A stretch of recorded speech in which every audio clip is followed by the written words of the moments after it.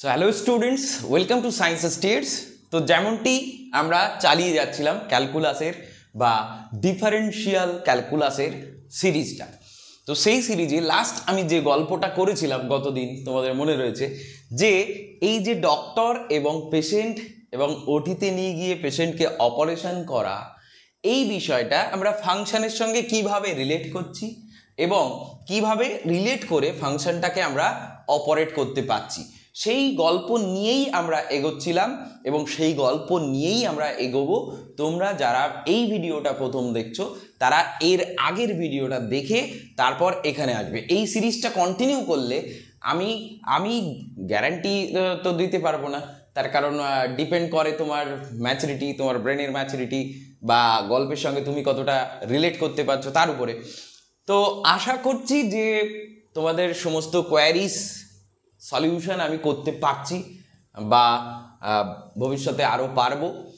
তো ঠিক আছে, সেই আশা নিয়ে আমি আজকের আবার এই সিরিজটাই কন্টিনিউ করার চেষ্টা করছি, যেখানে আমি মূলত আলোচনা করব বলেছিলাম বেসিক প্রপার্টিস অফ ডিফারেন্সিয়েশন, বা এই যে আমরা অবকলন করছি সেই অবকলনের কিছু বিশেষ প্রপার্টিস, ধর্ম, সেইগুলো নিয়েই আমরা মূলত আলোচনা করছি।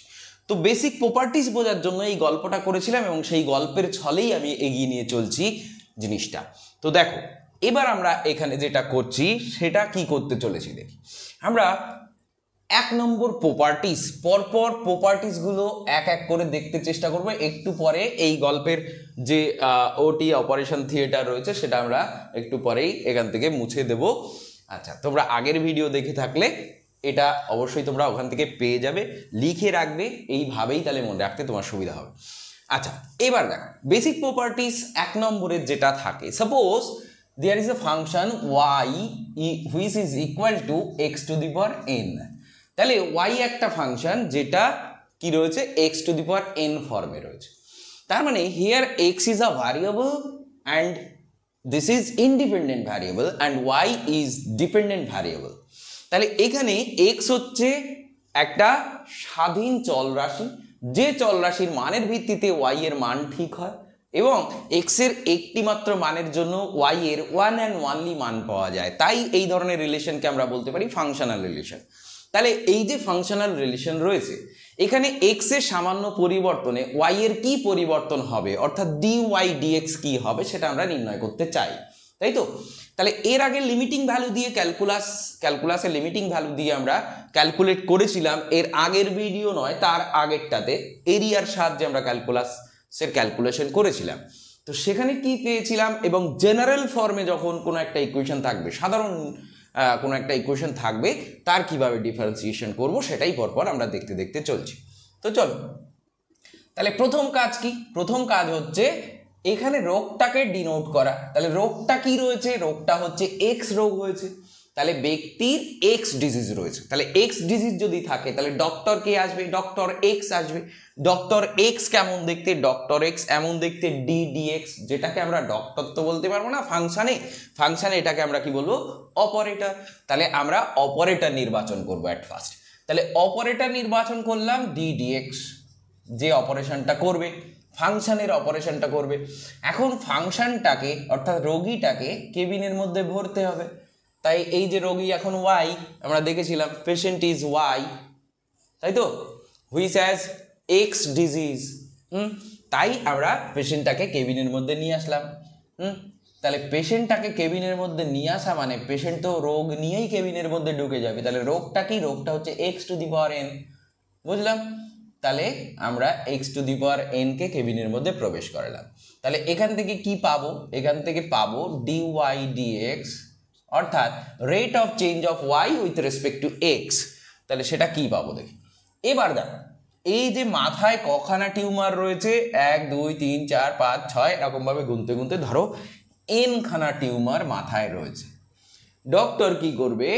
ডক্টর এন খানা টিউমার মাথার থেকে নামিয়ে ফেলে দেবে। টিউমার তো আর ডক্টর পকেটে ভর্তি করে বাড়ি নিয়ে যাবে না, তার টিউমারটা সে ফেলে দেবে, অর্থাৎ বাইরে ফেলে দেবে। তো মাথার মধ্যে রয়েছে এন সংখ্যক টিউমার, তাই এন বাইরে চলে এলো। এখন দেখো, এবার নাম্বার অফ অপারেশন, ডাক্তার কতবার অপারেশন করেছে? একবার অপারেশন করেছে। তাই আমরা কি করব, n এর থেকে 1 বিয়োগ করে দেব। তাহলে এটাই হবে এর ডেরিভেটিভ। তাহলে যদি ফাংশনটা এরকম থাকতো y is equal to X to the power 2, এরকম যদি থাকতো, বা এক্স টু দি পাওয়ার 3, যা খুশি থাকতে পারতো, তাহলে সেক্ষেত্রে dy dx আমরা কি পেতাম দেখি। তাহলে ddx অফ y, এখানে কি লিখবো, ddx অফ এক্স স্কোয়ার। তাহলে এখান থেকে ডেরিভেটিভটা কি পাবো, dy dx is equal two, সামনে মাথায় যেটা রয়েছে সেটা সামনে চলে আসবে, অর্থাৎ পাওয়ারটা সামনে এসে গুণ হয়ে যাবে, তাহলে পাওয়ারটা হলো 2। তারপর একবার অপারেশন হয়েছে, তাহলে এক্স এর মাথায় কত পাওয়ার ছিল 2, তার থেকে 1 বিয়োগ হবে, তাহলে ফাইনালি এখান থেকে কত তৈরি হলো, 2x পাওয়া গেল, তাই তো। তাহলে এক্ষেত্রে dy dx is equal two 2x পেলাম আমরা। এটা হচ্ছে প্রপার্টিজ নাম্বার 1। তাহলে এটাই কিন্তু প্রপার্টি নাম্বার 1। তাহলে এবার আমরা এই এক্সাম্পলটা আগের ভিডিওতে যেহেতু পড়ে এসেছি, সেটা আমরা পরপর মুছে দিচ্ছি, আমরা পরপর তো এগোতে হবে আমাদের। তাহলে দেখো বাস্তবের সঙ্গে কিভাবে রিলেট করা যায়। সাপোজ এরিয়া, আগের দিনই তো তোমাদের পড়ালাম যে এরকম একটা ধরে নিই আমরা বর্গাকার ক্ষেত্র রয়েছে, যে বর্গক্ষেত্রের এই দৈর্ঘ্যটা কি এল, এই দৈর্ঘ্যটা কি এল। বর্গক্ষেত্র যখন, তাহলে দৈর্ঘ্য প্রস্থ একই হবে, তাহলে এল হলো। তাহলে এই বর্গক্ষেত্রের এরিয়া কত হলো, এরিয়া হলো এল স্কোয়ার। তাহলে এ ইকুয়াল টু, যদি এল স্কোয়ার আমি লিখতে পারি, তাহলে আমি কি এমন লিখতে পারবো, এমন বলতে পারবো এই যে রিলেশনটা, সেটা ফাংশনাল রিলেশন কি, তুমি সেটা আগে ভেবে বলো, যে এই যে রিলেশনটা সেটা কি একটা অপেক্ষকীয় সম্পর্ক? অবশ্যই হ্যাঁ। কেন? এল এর একটি মাত্র মানের জন্য এর একটি মাত্র মান পাওয়া যায়। তাহলে এটা একটা অপেক্ষকীয় সম্পর্ক। তাহলে এইটা যদি অপেক্ষকীয় সম্পর্ক হয়ে থাকে, তাহলে আমি কি লিখতে পারবো এখান থেকে দেখি। আমরা বলতে পারবো না যে এ ইজ আ ফাংশন অফ এল, তাহলে এটা তো এল এর একটি ফাংশন, তাই নয় কি? তাহলে এ তো এল এর একটি ফাংশন, তাহলে আমি কি লিখতে পারি, এ is a function of L, তাই তো। তাহলে এল এর যদি ফাংশন হয়, তাহলে এক্ষেত্রে আমি ওই গল্পের সঙ্গে রিলেট করলে, here L is the disease, তাহলে এলটাই এখানে রোগ। তাহলে এল রোগ সারাতে আমাদের কি ধরনের ডক্টর লাগবে, ডক্টর ডিডিএল, এই ধরনের ডক্টর লাগবে, তাই তো। তাহলে আমি কি করলাম, এবার এই ফাংশনটাকে অপারেট করার জন্য আমি এই ডক্টরকে নিয়ে আসলাম। তাহলে দেখো ডিডিএল অফ এ, এটা লিখলাম, is equal to DDL of F of L, তাই তো। তাহলে এটা লিখতে পারলাম। এবার দেখো, তাহলে এখান থেকে আমি কি লিখতে পারবো, ডিডিএল অফ এই যে এফ এল বলতে আমি কি বুঝেছি, এফ এল বলতে এখানে হচ্ছে এল স্কোয়ার, এ ইকুয়াল টু তো এল স্কোয়ার, তাই তো। তাহলে কেবিনের মধ্যে ফাংশনটা গেল, ফাংশনটার যে রোগ নিয়ে গেল সেটা কি, এল স্কোয়ার রোগ। তাহলে এখান থেকে ডেরিভেটিভ করলে কি পাবো, মাথার থেকে অপারেশন করে টিউমার বাইরে ফেলে দেওয়া হলো 2, ঠিক আছে। তারপরে অপারেশন কতবার হয়েছে সেই সংখ্যাকে ওর থেকে মাইনাস করে দেওয়া হলো, তাহলে গেল, তাহলে 2l। দেখো আমরা আগের ভিডিওতে যদি দেখে থাকি, তাহলে আমরা দেখেছি যে এক্স্যাক্টলি ডিএল পরিমাণ যদি এর লেন্থ পরিবর্তন হয়, ডিএল পরিমাণ যদি পরিবর্তন বা ডেলএল পরিমাণ যদি এখানে পরিবর্তন হয়, তাহলে সেক্ষেত্রে নতুন যে এরিয়া হয়েছিল সেই এরিয়া তো একটা পরিবর্তন কিছু একটা হবে। তো এল এর ডেলএল পরিমাণ চেঞ্জ হলে এরিয়ার যদি ডেলে পরিমাণ চেঞ্জ হয়, তাহলে সেই চেঞ্জটা কত ছিল, সেই চেঞ্জটা আমরা নির্ণয় করতে পেরেছিলাম কিন্তু 2l, তাই তো। তাহলে দেখো এই জেনারেল যে ইকুয়েশন আমরা লিখেছি তার সঙ্গে এটা ম্যাচ করে গেল, তাই তো। তাহলে এইরকম ভাবে আমরা কোনো একটা ডেরিভেটিভের অপারেশন করতে পারবো প্রাইমারিলি, যদি ফাংশনটা এই রূপে থাকে। এখন ফাংশন যখন সবসময় এই রূপে থাকবে তার কোথাও মানে নেই, তাহলে ফাংশন এই রূপে নাও থাকতে পারে। তোমরা আগের ভিডিও দেখে থাকলে তোমরা এটাও দেখেছো যে বিভিন্ন রকম মোশন, বিভিন্ন রকম ফাংশন দ্বারা আমরা ডিনোট করতে পারি। যেমন যদি আমরা বৃত্তীয় গতি বলে থাকি, তাহলে সেক্ষেত্রে x square plus y square equal to a square বা আর স্কোয়ার কিছু একটা লিখতে পারবো। যদি আমরা অধিবৃত্তের সমীকরণ দেখতে চাই, তাহলে সেক্ষেত্রে x square by a square sorry হ্যাঁ x square by a square minus y square by b square is equal to 1। তাহলে এই যে রিলেশনগুলো আমরা পেলাম এগুলো সব একটা অপেক্ষকীয় সম্পর্ক আমরা পাচ্ছি, তাই তো? তাহলে সম্পর্ক বিভিন্ন রূপে থাকতে পারে এবং সেই রূপে থাকা বিভিন্ন রূপে থাকা আমাদের যে ফাংশনগুলো রয়েছে তাদেরকে আমরা ডেরিভেটিভ কিভাবে করব সেইটা জানার জন্যই মূলত আমাদের এই যে বেসিক প্রপার্টিস অফ ডিফারেন্সিয়েশনটা জানার প্রয়োজন হয়। তাহলে 1 নম্বর আমরা এটা দেখতে পেলাম কিভাবে করতে হয়। এবার আমি কি করব, প্রপার্টিস নাম্বার 2 দেখার চেষ্টা করি। প্রপার্টিস নাম্বার 2-তে কি বলে দেখি। প্রপার্টিস নাম্বার 2-তে বলে প্রপার্টিস নাম্বার 2-তে কি বলে দেখি। প্রপার্টিস নাম্বার 2-তে এটা বলে যে যদি কোনো অপেক্ষক, suppose here y is equal two, তোমার বলা থাকলো যে 3x টু দি পাওয়ার 5, এরকম তোমার একটা রিলেশন দেওয়া থাকলো, ঠিক আছে? তাহলে সেক্ষেত্রে অপারেশনটা কি হবে? প্রথমে তোমার রোগটা দেখতে হবে। তাহলে রোগ হচ্ছে এক্স, তাহলে ডক্টর নির্বাচন করতে হবে। ডক্টর কে আসবে? Doctor x. ডক্টর এক্স এর চেহারা কেমন? ডি ডি এক্স, তাই তো? তাহলে সে এসে কেবিনে ঢুকিয়ে দিল, তাহলে ডি ডি এক্স এলো, কেবিনে ঢুকিয়ে দিল, তাহলে পুরো রোগ নিয়ে পুরো সিস্টেমটা এখানে কেবিনে চলে গেল। তাহলে 3x টু দি পাওয়ার 5 এটা কেবিনের মধ্যে ঢুকিয়ে দেওয়া হলো, ঠিক আছে? তাহলে এবার কি পাবো দেখি। এবার পাবো d y d x is equal to দেখো রোগীর সঙ্গে সেই বলেছিলাম অতিরিক্ত ভালোবাসায় আবেগতাড়িত হয়ে যদি কেউ রোগীর সঙ্গে বেডে গিয়ে শুয়ে পড়ে, যার কোনো রোগ নেই, তাহলে সে একটা কনস্ট্যান্ট, তাই তো? তাহলে তার রেট অফ চেঞ্জ জানার কোনো প্রশ্ন হয় না, তার কারণ কনস্ট্যান্টের রেট অফ চেঞ্জ অলওয়েজ 0। তাহলে কনস্ট্যান্টের তো রেট অফ চেঞ্জ নেই। তাহলে যদি কনস্ট্যান্ট গুণ ফর্মে থাকে তাহলে সেই কনস্ট্যান্টকে আমরা কি করব? বাইরে বার করে দেবো। তাহলে 3 এখানে বাইরে চলে এলো। তার মানে রোগীর সঙ্গে যে গিয়ে শুয়ে পড়েছে আবেগতাড়িত হয়ে, তাকে ডক্টর বাইরে তাড়িয়ে দিল। তাহলে তাড়িয়ে দেওয়ার পরে কেবিনের মধ্যে এখন কে থাকলো? কেবিনের মধ্যে রোগী এবং তার রোগ থাকলো, এটা। তাহলে এবার আমরা কি করব? এবার আমরা আবার নর্মাল অপারেশন যেমন এখানে হয়েছিল ফার্স্ট প্রপার্টিতে আমরা দেখেছিলাম তেমনটি করে দেবো। তাহলে 5 সামনে আসবে, তাহলে 5 সামনে আসলে এর সঙ্গে গুণ রূপে চলে আসবে। তারপর একবার অপারেশন হয়েছে, তাহলে মানে 5 মাইনাস 1। তাহলে আমরা ফাইনালি লিখতে পারবো d y d x is equal to 15x to the power 5 minus 1 which is equal to 4। তাহলে আমরা পেলাম d y d x is equal to 15x to the power 4, ঠিক আছে? তাহলে এই যে ইকুয়েশনটা ছিল বা এই যে ফাংশনটা ছিল সেই ফাংশনের ডেরিভেটিভ আমরা পেলাম 15x টু দি পাওয়ার 4। অর্থাৎ এক্স এর সামান্য পরিবর্তনে ওয়াই এর কি পরিবর্তন হবে? যদি এইরকম ধরনের রিলেশন থাকে তাহলে পরিবর্তনটা হবে 15x টু দি পাওয়ার 4, ঠিক আছে? তাহলে আমরা বুঝতে পারলাম সেকেন্ড প্রপার্টি। এবার আমি আসি থার্ড প্রপার্টিতে। থার্ড প্রপার্টি, তাহলে ফার্স্ট প্রপার্টি আমি মুছে দিচ্ছি, এবার থার্ড প্রপার্টিতে আমরা আসি। পরপর এইভাবে আমরা সম্পর্কগুলো করতে করতে এগোবো। তো চলো থার্ড প্রপার্টি দেখি। থার্ড প্রপার্টি কি বলে? ধরো ফাংশনটা এবার এমন থাকলো, যে ফাংশনটা উপরে লিখে রেখেছিলাম সেটাই হোক 3x স্কোয়ার প্লাস 2। তাহলে এখানে দেখো, এখানে ভালো করে ইম্পর্টেন্ট কথাটা বোঝার চেষ্টা করো। এখানে রোগ কি? রোগ আবারও এক্স, তাহলে ডক্টর কে আসবে? Doctor D D x.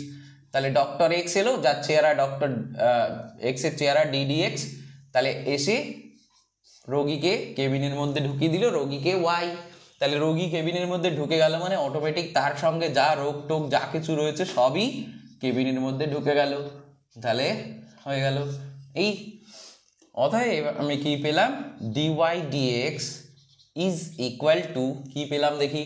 দেখো এখানে দুটো টার্ম রয়েছে।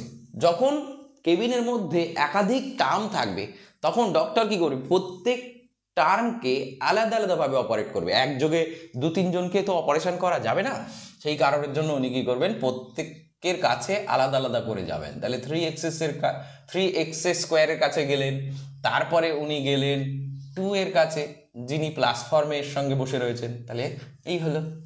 আচ্ছা চলো, এবার এই যে 3x স্কোয়ারকে ডাক্তার যখন অবজার্ভ করবেন উনি দেখবেন যে এই যে 3 রয়েছে সে 3 তো রোগাক্রান্ত নয়, তিনি কনস্ট্যান্ট, অর্থাৎ তিনি ওই যে বললাম আবেগতাড়িত হয়ে চলে এসছে। তাহলে ওনাকে প্রথমে বাইরে বার করতে হবে। তাহলে 3 বাইরে চলে এলো। তারপর x two the power 2 minus 1 একবার অপারেট করা হলো। আচ্ছা, প্লাস এবার এখানে একটা মজার জিনিস রয়েছে, দেখো এখানে তো একটা কনস্ট্যান্ট ধ্রুবক রাশি, তাহলে ধ্রুবকের রেট অফ চেঞ্জ অলওয়েজ কি হবে, 0 হবে। তার কারণ ধ্রুবকের চেঞ্জ হয়ই না।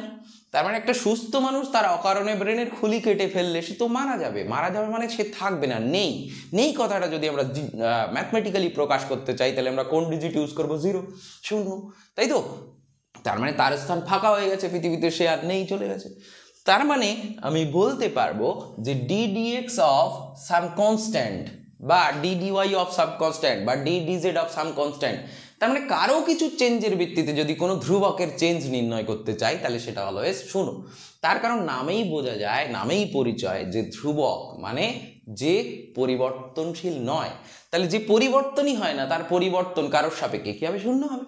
তাই এটা আমরা লিখলাম 0। তাহলে ফাইনালি আমরা d y d x is equal to পেলাম এটা। অতএব এখান থেকে আমি d y d x is equal to কি লিখতে পারবো, 3x লিখতে পারবো।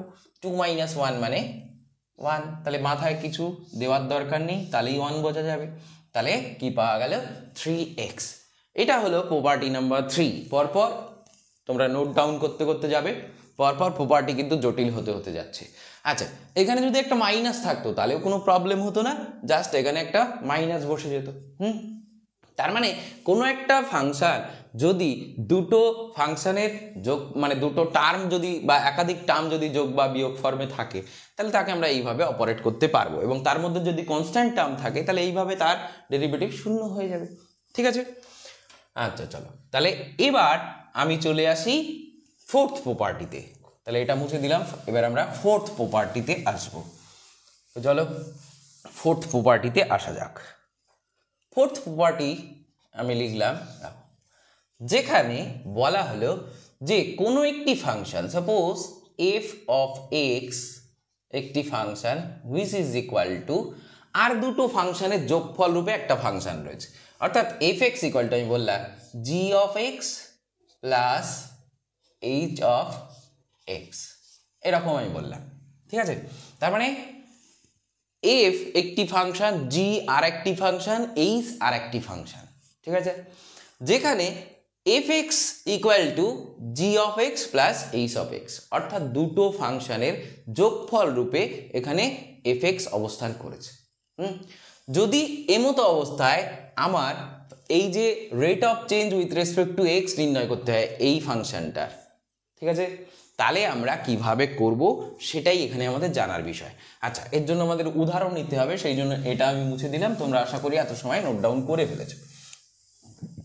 তো চলো দেখে নেওয়া যাক। সাপোজ আমি লিখলাম g x is equal to, আমি ধরে নিলাম g x is equal to 3x² plus 2 ধরলাম, এবং এইচ এক্স আরেকটি ফাংশন যেটা হলো 2x, আমি ধরে নিলাম যে এটাই হলো ফাংশন। ঠিক আছে, আচ্ছা তাহলে খুব সহজভাবে তুমি বলো যে এফ এক্স কত হবে। এফ এক্স মানে কত, এফ এক্স মানে তো g x plus of h x, এই ফর্মে রয়েছে। তাহলে এফ এক্স ইকুয়াল টু কত সেটা আগে দেখে নিই। জি এক্স এর ভ্যালু কত লিখেছি আমি, 3x² প্লাস 2, তাই বসালাম। এইচ এক্স মানে আমি কি নিয়েছি, 2x, তাহলে এখানে বসালাম 2x।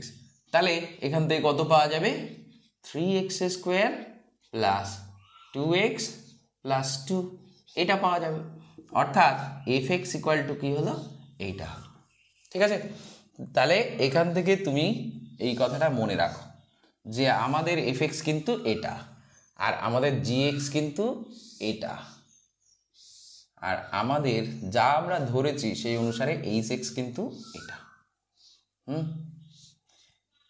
এবার দেখো, তুমি যদি জি এক্স এর ডেরিভেটিভ আলাদা করে করো এবং এইচ এক্স এর ডেরিভেটিভ আলাদা করে করো, করে তাদের ডেরিভেটিভকে তুমি যোগ করো, তাহলেই তুমি দেখতে পাবে যে তুমি এফ এক্স এর ডেরিভেটিভ পেয়ে গেছো।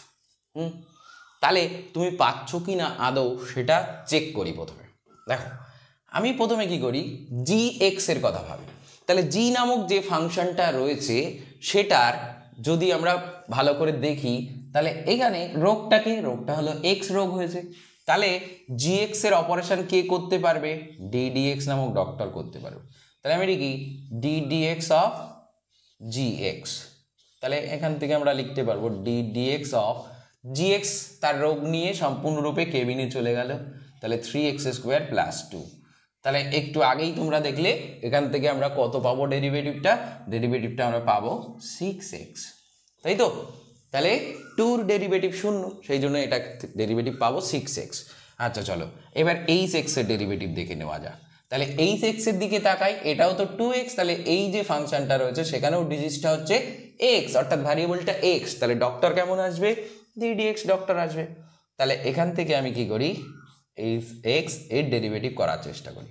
তাহলে ddx অফ 2x এটা নিলাম, তাহলে 2 বাইরে এলো, x টু দি পাওয়ার কি হবে? কিছু নেই মানে 1 আছে, আবার -1 হবে, তাহলে x টু দি পাওয়ার 0, তাহলে ইকুয়াল টু কত হবে? 2 হবে। তাহলে এটা পাওয়া গেল। এবার দেখো এই দুটোকে যদি আমরা যোগ করি তাহলে কি পাবো? এই যে ddx of gx plus ddx of hx is equal two, এখানে কত পাচ্ছি সেটা দেখে নিই। পাচ্ছি আমরা কত? 6x + 2, তাই তো? এটা ডেরিভেটিভ করে কত পেয়েছিলাম? 6x। এটা ডেরিভেটিভ করে কত পেয়েছিলাম? 2। তাহলে এই দুটোকে যোগ করলাম, যোগ করে আমি কত পেলাম?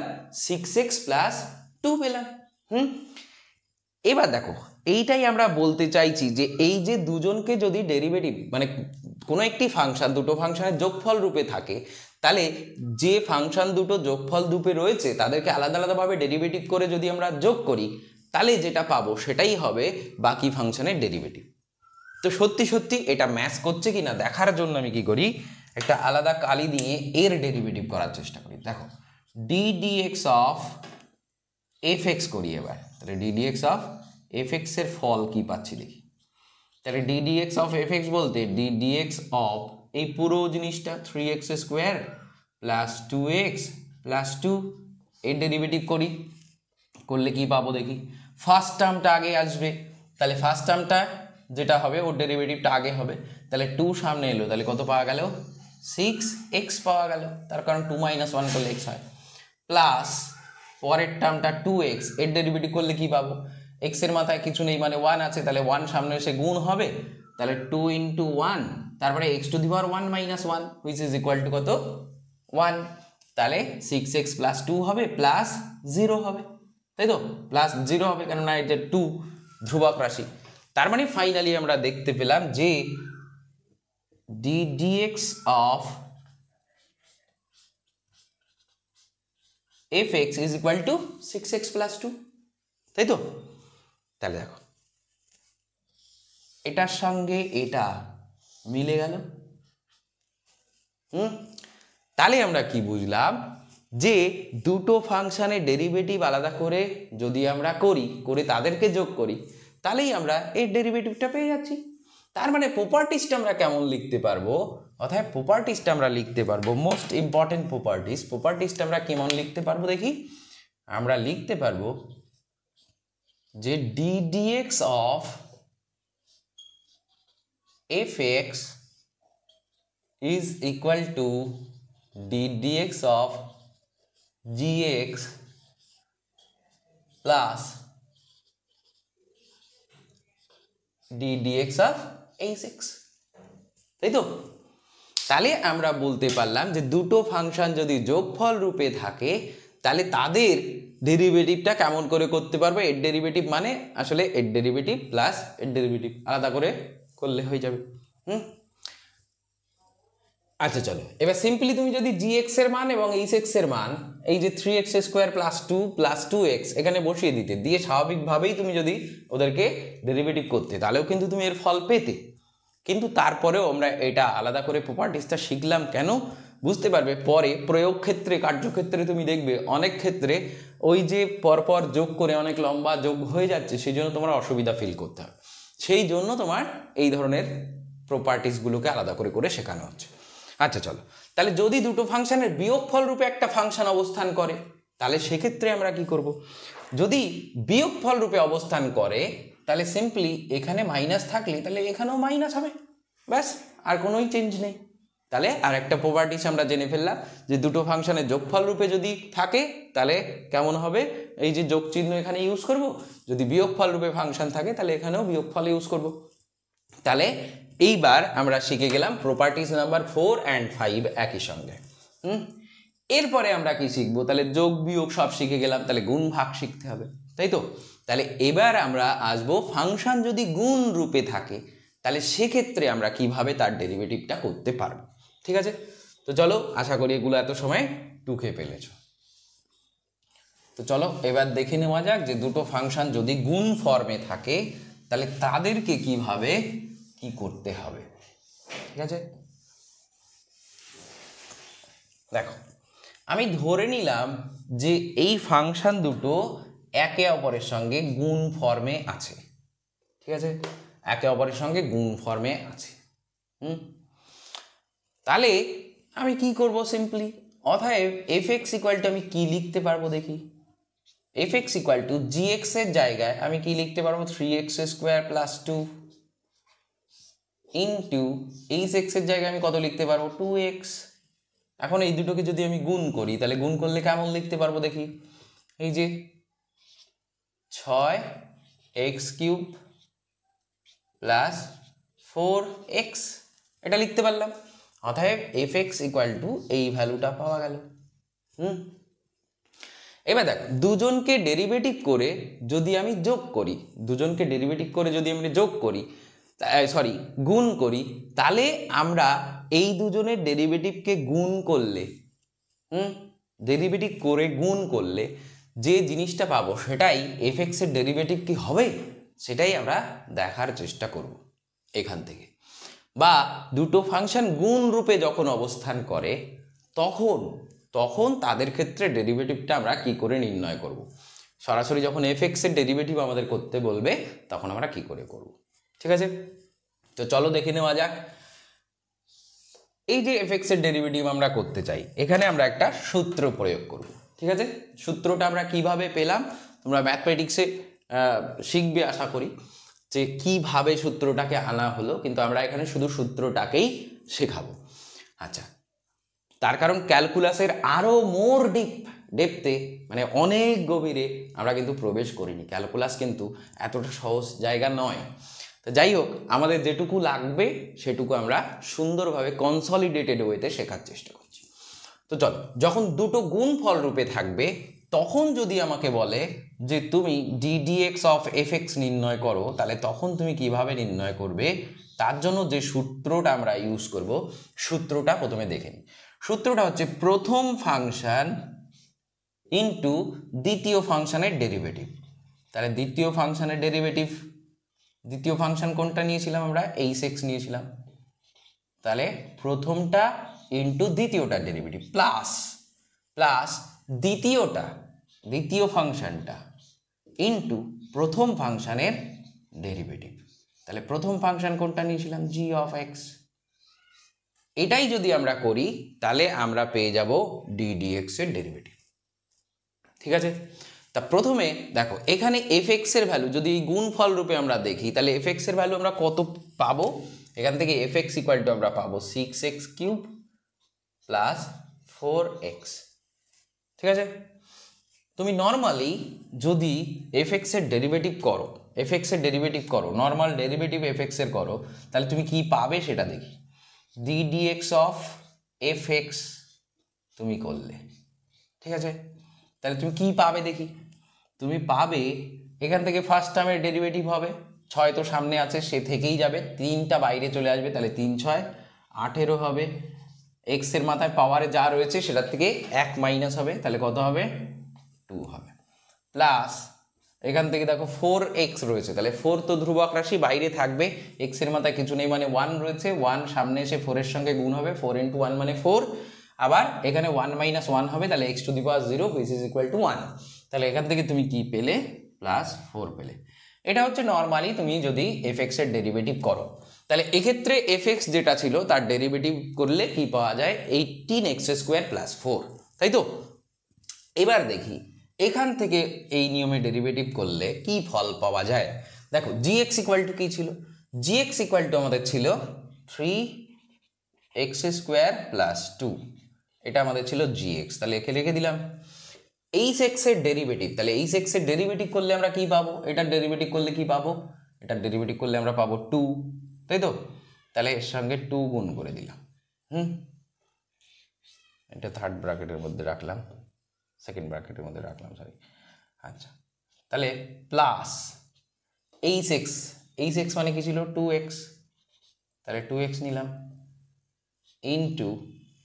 ইন্টু কি করলাম gx এর ডেরিভেটিভ, তাহলে gx এর ডেরিভেটিভ কত 6x, gx এর ডেরিভেটিভ কত 6x, এই পেলাম, তাই তো, বোঝা গেল।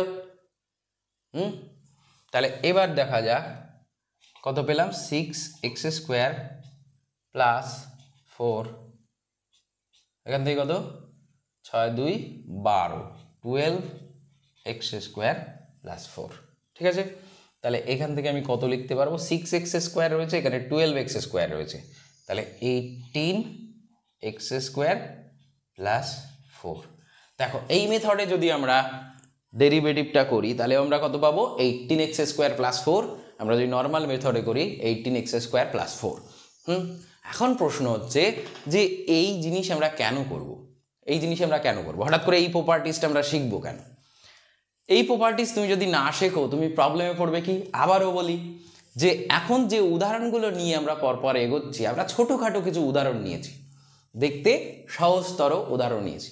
যখন তোমার অনেক ক্ষেত্রে কী হবে, ফাংশানগুলো একটু বড় বড় আকৃতি বিশিষ্ট ফাংশান হবে, যেমন আমরা হাইপারবোলিক ফাংশন দেখি, x square by a square minus y square by b square is equal to 1, এই ধরনের রিলেশন যখন ইউজ করব, ওই ধরনের দুটো ফাংশন যখন তোমার গুণ ফর্মে থেকে নতুন একটা ফাংশন তৈরি করবে, তখন প্রথমে তাদেরকে গুণ করে নিয়ে তাদের জন্য নতুন ফাংশন তৈরি করে তার ডেরিভেটিভ করাটা তোমার কাছে অনেকটা চাপের হয়ে যাবে।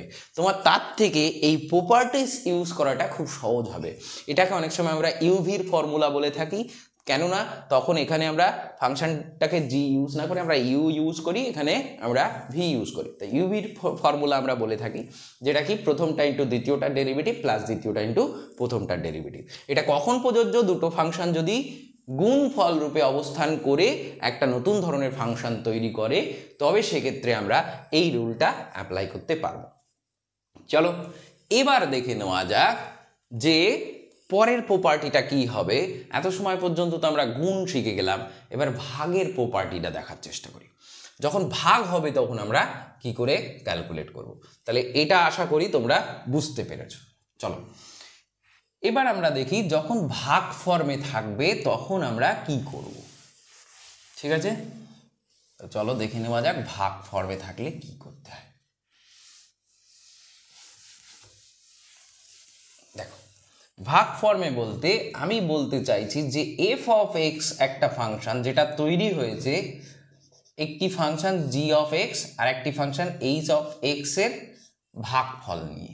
অর্থাৎ এখানে যদি আমরা হিসাব করি তাহলে F x is equal two G x মানে কত, জি এক্স মানে হচ্ছে 3x স্কোয়ার প্লাস 2, আর এখানে কত 2x, ঠিক আছে।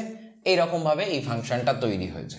এটাকে চাইলে আমরা একটু মডিফাই করে কেমন লিখতে পারি দেখি, লিখতে পারি হচ্ছে কত 3/2, এখানে লিখতে পারি x প্লাস 1/x।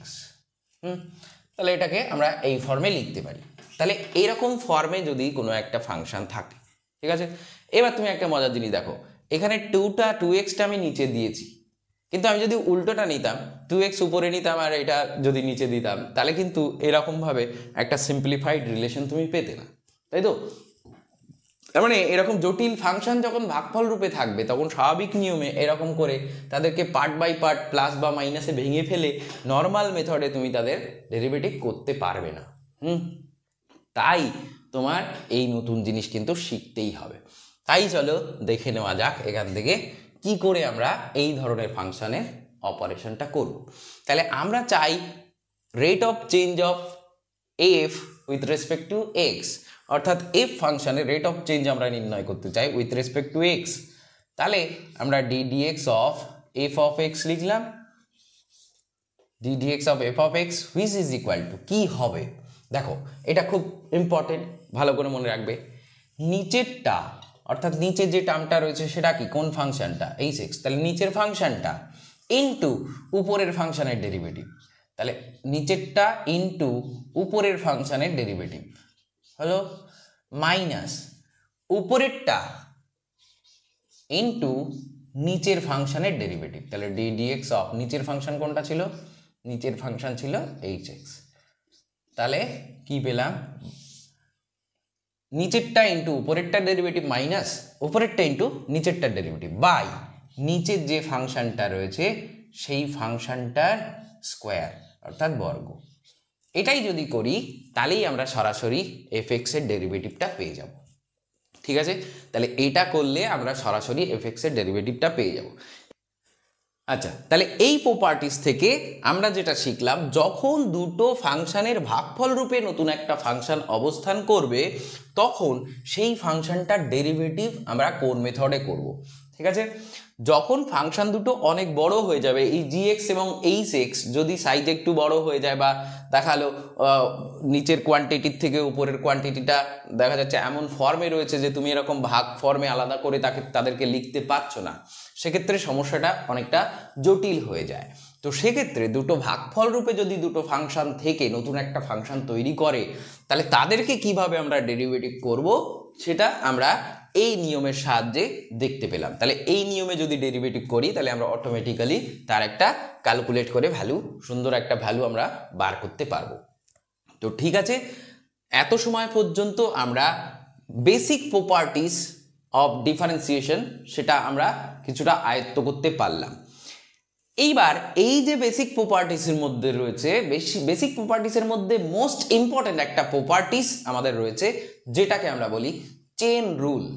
এই বেসিক প্রপার্টিসগুলোর মধ্যে সবচেয়ে ইম্পর্টেন্ট প্রপার্টিস হচ্ছে চেন রুল।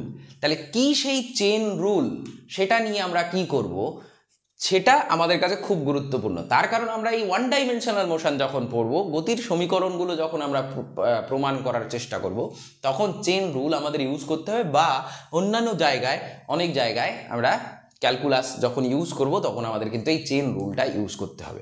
তাহলে নেক্সট যে ভিডিও আসছে সেটা আমি চেন রুলের উপরে, ওনলি চেন রুলের উপরে ভিডিওটা রেখেছি, তার কারণ চেন রুল খুব ইম্পর্টেন্ট ফাংশনাল রিলেশন অ্যানালিসিস করার জন্য। তাহলে নেক্সট দিন আমরা যেটা পড়তে চলেছি সেটা হচ্ছে চেন রুল কি, অর্থাৎ একটা ফাংশনের উপরে একটুখানি বুঝিয়ে দিই ব্যাপারটা। Suppose z equal to y square plus 2 একটা ফাংশন, আবার আমরা বলছি y equal to 3x square, এরকম আমরা বলছি। তার মানে এখানে আমি কি দেখতে পাচ্ছি, x এর পরিবর্তন হলে অটোমেটিক y এর পরিবর্তন হবে, আবার y এর পরিবর্তন হলে অটোমেটিক z এরও পরিবর্তন হয়ে যাবে। তার মানে x এর পরিবর্তনের প্রভাব প্রথমে y এর উপরে পড়বে, y এর পরিবর্তনের প্রভাব z এর উপরে পড়বে। তার মানে আমরা বলতে পারি যে x এর পরিবর্তনের প্রভাব নিশ্চয়ই z এর উপরে পড়ে, তাই তো? তাহলে x এর সামান্য পরিবর্তনে z এর কি পরিবর্তন হয় যদি সরাসরি আমরা নির্ণয় করতে চাই, তাহলে আমরা কোন রুল ইউজ করব সেটাই হবে আমাদের চেন রুল। ঠিক আছে, তাহলে এই চেন রুল খুব ইম্পর্টেন্ট, যেটা আমরা নেক্সট দিন পড়তে চলেছি। তো ঠিক আছে, আজকে এই পর্যন্তই। যদি এখানে কোনো প্রবলেম থাকে তাহলে কমেন্ট করে জানাবে, যদি প্রবলেম নাও থাকে তাহলে যদি ভালো লেগে থাকে তাহলেও কমেন্ট করে জানাবে, তাহলে মোটিভেশন মিলবে, নেক্সট ভিডিও আরও তাড়াতাড়ি আসবে। তো ঠিক আছে, দেখা হচ্ছে পরের ভিডিওতে।